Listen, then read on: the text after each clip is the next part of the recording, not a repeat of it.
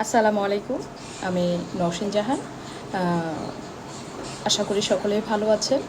দেশে বিদেশে অবস্থানরত ভাই বোনেরা, পারিপার্শ্বিক অবস্থার কারণে যদিও সকলের ভালো থাকা সম্ভব না, আজকে আমি যে বিষয়টি আপনাদের সামনে তুলে ধরার চেষ্টা করব সেটি হচ্ছে সম্মিলিত ইসলামী ব্যাংকের একটি প্রজ্ঞাপন বা নোটিশ, নির্দেশনা গতকাল সকলের কাছে পৌঁছে গিয়েছে। আমি জানি না আপনারা অনেকেই হয়তো সেটি দেখেছেন। সেটি হলো যে আমানতের বিপরীতে লভ্যাংশের পরিমাণ। আসলে আমাদেরকে যে লভ্যাংশটা দেওয়া হয়েছিল 24-25 সালে, সেটা 11, 11.5, 12%। তারপরে ব্যাংক মার্জ হওয়ার আগে, সরকার পতনের পরে সেটিকে আনা হইল 9.5%-এ। আমরা মূল টাকা পাচ্ছি না, আমরা অনেকেই ইন্টারেস্টের টাকাও পাচ্ছি না। আবার আমরা অনেকেই দিনের পর দিন ব্যাংকে ঘুরেও হতাশ হয়ে ঘরে ফিরতেছি। আসলে এই হতাশা শেষ কোথায়? এরই মধ্যে একটি নতুন নির্দেশনা আসলো। সেটি হচ্ছে, যদি এই নির্দেশনাটা সত্যি হয়, সেটি আমি কমেন্টস বক্সে পিন কমেন্টস করে দিব, আশা করি সকলেই দেখে নেবেন। যে সুদের হার নির্ধারণ করা হয়েছে 3%, 4%, 5%, কখনো কখনো 2%। এটি বিভিন্ন মেয়াদের উপরে।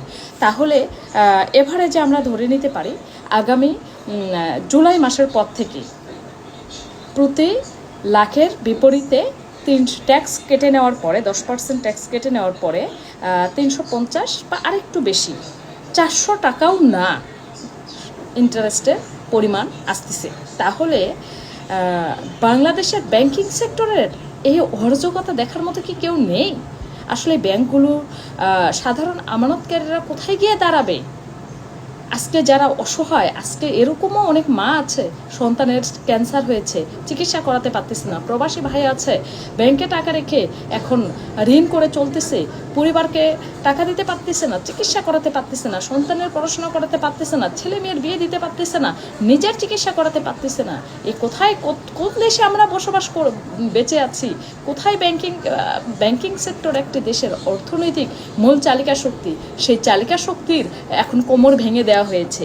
আজকে বর্তমান যে সরকার আছেন, ইনি চাইলে এটি সমাধান করতে পারতেন, কিন্তু আমি জানি না কী কারণে উনি সমাধান করতেছেন না। তাহলে যদি আমাদেরকে বলা হচ্ছে এটা তো বিগত সরকারের আমলে লুটপাট করা হয়েছে, তাহলে আপনারা যখন, এই সরকার যখন পতন হবে, এই সরকার যখন চলে যাবে, মেয়াদ শেষ হবে, চলে যাবে, নতুন যখন সরকার আসবে, তখন তারাও ঘোষণা করবে নতুন কিছু ব্যাংককে নিয়ে, যে এই ব্যাংক, সেই ব্যাংক, ওই ব্যাংক থেকে টাকা পাচার হয়েছে। এই ব্যাংকগুলোর আমানতকাররা কঠিন সমস্যার মুখোমুখি হবে।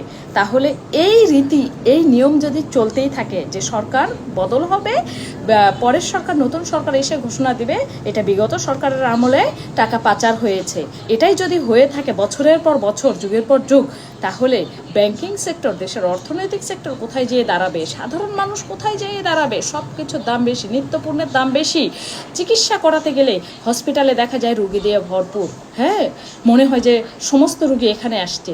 তাহলে এটাই যদি হয়ে থাকে, তাহলে বাংলাদেশের মানুষের জীবিত থেকেই এদের মরণদশা, আমাদের মরণদশা। আজকে আপনারা দেখছেন যে ব্যাংকিং সেক্টর নিয়ে মানুষের মধ্যে যে আতঙ্ক, যে অরাজকতা আর অস্থিতিশীলতার অবস্থা তৈরি হয়েছে, এটি নিরসনের দরকার ছিল। এটি গুরুত্বপূর্ণ একটি সংস্কার কর্মসূচি, কিন্তু সেটি না করে মানুষের মধ্যে হতাশা। এই যে গতকালের যে সুদের হার যে নির্দেশনাটা আসছে, এটি আপনারা আমার কমেন্টস বক্সে দেখে নেবেন। আসলে খুবই দুঃখ হয় যে আসলে এই কথাগুলো দেখার কেউ নেই। যেখানে উন্নত দেশগুলো সাধারণ নাগরিক যদি কিছু নাও করে, তার সরকার তাকে টাকা দিয়ে তার জীবন ধারণের সুন্দর একটা সচ্ছল জীবনযাপন দান করে থাকে, কিন্তু বাংলাদেশে তো সেটা হয় না। বরং নিজের টাকা ব্যাংকে রেখে অর্ধহারে, অনাহারে দিন কাটাতে হয়। এর থেকে কষ্টের কি আছে? এই দেশ নিয়ে আমরা গর্ব করি, এই দেশ নিয়ে আমরা অহংকার করি। আসলে এই দেশ ঠিক আছে, দেশের সিস্টেম ঠিক নাই, দেশের শাসন ব্যবস্থা ঠিক নাই, দেশের মানুষের মানসিকতা ঠিক নেই। যারা আসে তারা সবাই লুটোপুটে খাওয়ার চেষ্টা করে, চিন্তা করে, তো সাধারণ মানুষের দিকে দেখার কেউ নেই। খুবই দুঃখ হয়। তো তো আমি বলবো আমার কমেন্টস বক্সে সেটি দেওয়া থাকবে। সুদের হার নির্ধারণের এইটা যেটা নির্ধারণ করা হয়েছে, যে নির্দেশনাটা, এটি যদি সত্যি হয়ে থাকে তাহলে আমাদের কপালে শুধু দুঃখ আর দুঃখ। আপনারা সকলেই দেখে নেবেন, আর ভালো লাগলে ভিডিওটি শেয়ার করবেন। সকলে ভালো থাকবেন। আসসালামু আলাইকুম।